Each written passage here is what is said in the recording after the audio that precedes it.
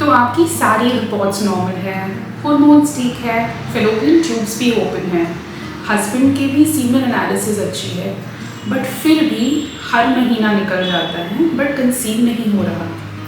सो अगर आप भी इस फेज से गुजर रहे हैं तो ये वीडियो ज़रूर देखिएगा।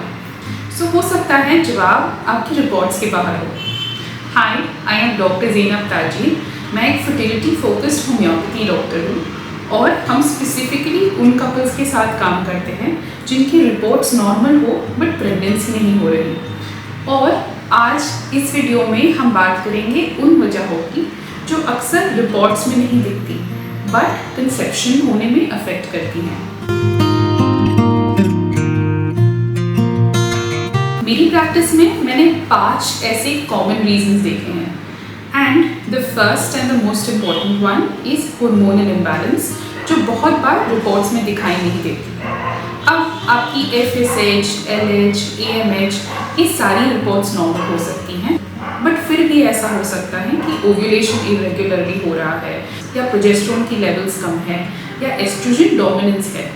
अब हार्मोनल रिपोर्ट्स हम ज़्यादातर पीरियड्स के दूसरे दिन या तीसरे दिन करवाते हैं और इन्हें हम बेसलाइन रिपोर्ट्स कहते हैं, जबकि आपकी हार्मोन की लेवल तो रोज़ाना चेंज होती रहती हैं। तो अगर एक रिपोर्ट में सब सही आया है इसका मतलब ये नहीं कि सब कुछ हमेशा सही ही है।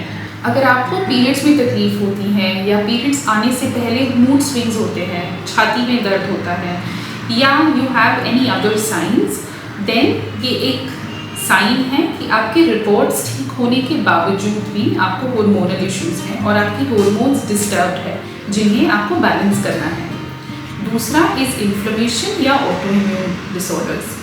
अब बहुत बार जब प्रेगनेंसी की बात आती है तो सभी डॉक्टर्स सिर्फ आपके रिप्रोडक्टिव इश्यूज पर फोकस करते हैं, आपके पीरियड सही है या नहीं, आपकी ओव्यूलेशन हो रही है या नहीं, बट हमारे शरीर में हर सिस्टम एक दूसरे को अफेक्ट करता है। सो अगर आपकी गट में इन्फ्लेमेशन है, आपकी थायराइड की एंटीबॉडीज़ बढ़ी हुई है या साइलेंट एंडोमेट्रियोसिस है, ये सारी अफेक्ट करेगी आपकी एग क्वालिटी पे, इम्प्लांटेशन पे, जो बहुत बार सिर्फ रूटीन टेस्ट में दिखाई नहीं देता। तो अगर प्रेग्नेंट होने के लिए ट्राई कर रहे हैं तो आपको सिर्फ अपनी रिप्रोडक्टिव सिस्टम पर नहीं बट अपनी ओवरऑल हेल्थ का ख्याल रखना पड़ेगा। तीसरा है गट इश्यूज, बिकॉज आपका गट में जब इशू होता है या गट खराब होता है, जैसे कि आपको ब्लोटिंग है, IBS है, एसिडिटी है, तो आपकी बॉडी अपने न्यूट्रिएंट्स को सही से एब्जॉर्ब नहीं करती। You can have iron, B12, folic acid deficiency और इन टर्न ये सारा आपकी रिप्रोडक्टिव हार्मोन्स पर अफेक्ट करता है। तो एक तो सही सप्लीमेंट्स लेना और दूसरा आपकी गट के ऊपर काम करना आपके लिए उतना ही ज़रूरी है। चौथा मोस्ट कॉमन रीज़न है स्ट्रेस। बहुत बार स्ट्रेस लेने से आपकी बॉडी में कॉर्टिजोल हार्मोन की लेवल बढ़ जाती हैं और हाई कॉर्टिजोल डायरेक्ट इम्पैक्ट करता है आपकी फर्टिलिटी के ऊपर। तो स्ट्रेस को ज़रूर मैनेज करें। और लास्ट इज स्पर्म की क्वालिटी। मर्दों में बहुत बार स्पर्म काउंट अगर सही होता है तो हम उनकी तरफ बिल्कुल इम्पोर्टेंस नहीं देते, बट अगर आपकी स्पर्म की क्वालिटी सही नहीं है या स्पर्म की मोटिलिटी या मॉर्फोलॉजी में कोई प्रॉब्लम है तो फिर भी कंसीविंग में डिफ़िकल्टी आती है। तो इसलिए सिर्फ स्पर्म काउंट नहीं बट मोटिलिटी और मॉर्फोलॉजी देखना और ऑल्सो उसका DNA फ्रेगमेंटेशन इंडेक्स देखना ये भी उतना ही ज़रूरी है। मैं आपके साथ एक केस शेयर करना चाहती हूँ। सो मेरे पास एक पेशेंट आई थी, मेल, 3 बार IVF फेल हो चुका था एंड उसकी सभी रिपोर्ट्स नॉर्मल थे। उसे कहा गया था कि आपको अनएक्सप्लेन्ड इनफर्टिलिटी है, बट जब हमने पूरी हिस्ट्री ली तो पता चला कि रिपोर्ट्स तो सही हैं बट फिर भी उन्हें पीरियड्स में दर्द होता है, उनकी डाइजेशन ठीक नहीं है, ऑल्सो वो इमोशनली भी इन सब चीज़ों से काफ़ी ज़्यादा डिस्टर्ब हो गई थी। So we didn't only focus on her reproductive health but हमने उनका गट हील किया, उनकी इन्फ्लेमेशन कम करने के ऊपर काम किया, उनकी स्ट्रेस मैनेज करने के ऊपर काम किया और होम्योपैथी और होलिस्टिक केयर के साथ 6 महीने बाद उन्होंने नेचुरली कंसीव किया।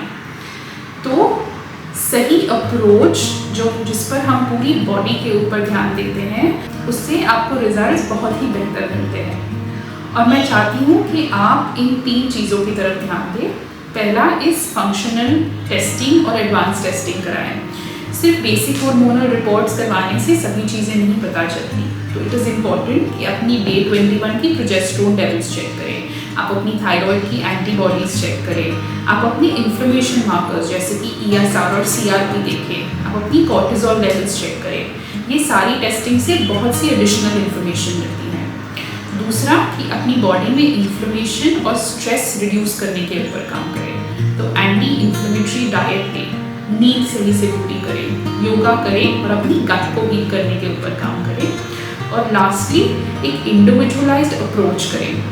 कोई जेनेरिक एडवाइस ना सुने, बट आपके शरीर में जो यूनिक है और आपको जो सिम्टम्स हो रहे हैं उन्हें स्पेसिफिकली हील करें। और इसमें होम्योपैथी बहुत अच्छे से काम करती है। तो अगर आप भी कंफ्यूज हैं कि भाई सभी रिपोर्ट्स ठीक है बट प्रेगनेंसी क्यों नहीं हो रही, तो ये एक साइन है कि आपकी बॉडी को एक डीपर और होलिस्टिक हीलिंग की ज़रूरत है।